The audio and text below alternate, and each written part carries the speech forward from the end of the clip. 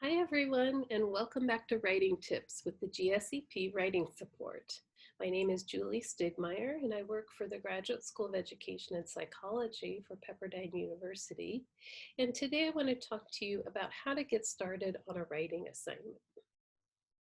Sometimes getting started is the hardest part of the assignment because we might feel overwhelmed and thus procrastinate. And that all might be due to the fact that we are not sure where to start. However, if you can start your assignment early, it will help you to be more successful because you can take your time to research. Research is often a time-consuming process. You might have a couple of searches you use. You take where you're looking at the Pepperdine databases. You might go back and forth. You might have to ask a librarian a question. You might have to get a resource emailed to you. So it can take some time. Also, to revise thoroughly and really do a good job with it, you have to come at it several different times with several different passes. You can't just write the rough draft and expect that to be finished. So revising is often a lengthy process. And if you start early, you'll have more time to consult with your professor if necessary, or with writing support. And that helps you to avoid your last minute stress. So the first strategy I'd like to pass along is to analyze the assignment.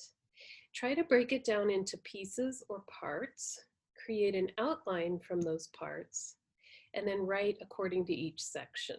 Here's an example assignment. This was something from a psychology class, and this is just a portion of the prompt that was given, and I thought I'd share this as an example.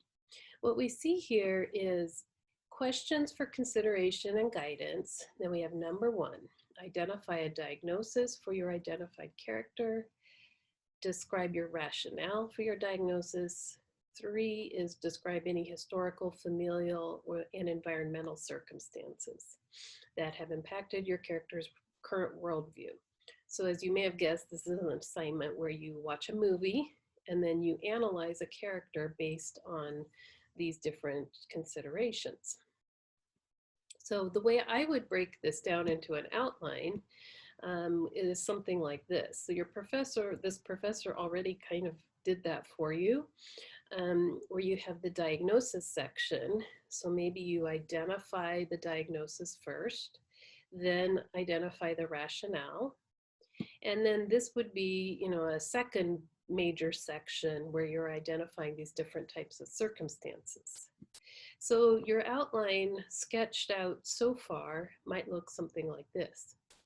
And you might have your diagnosis section, maybe a short paragraph for the actual diagnosis, a couple of paragraphs for the rationale as needed. Then you have the next major section, which is other circumstances.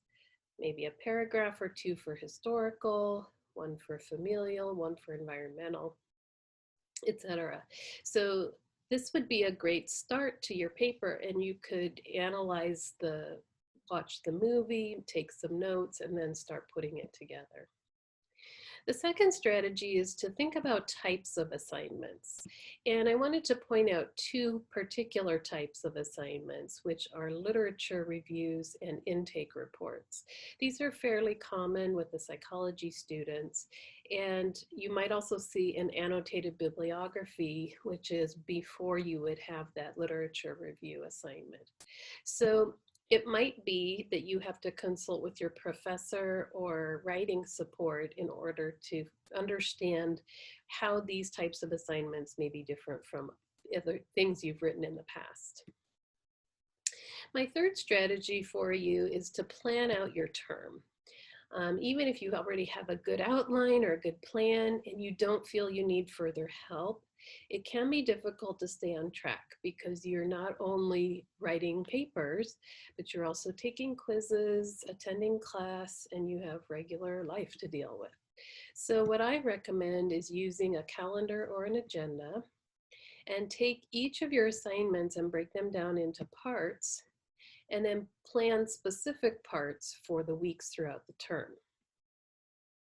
And then I also heard a student say, give yourself a reward as you meet goals.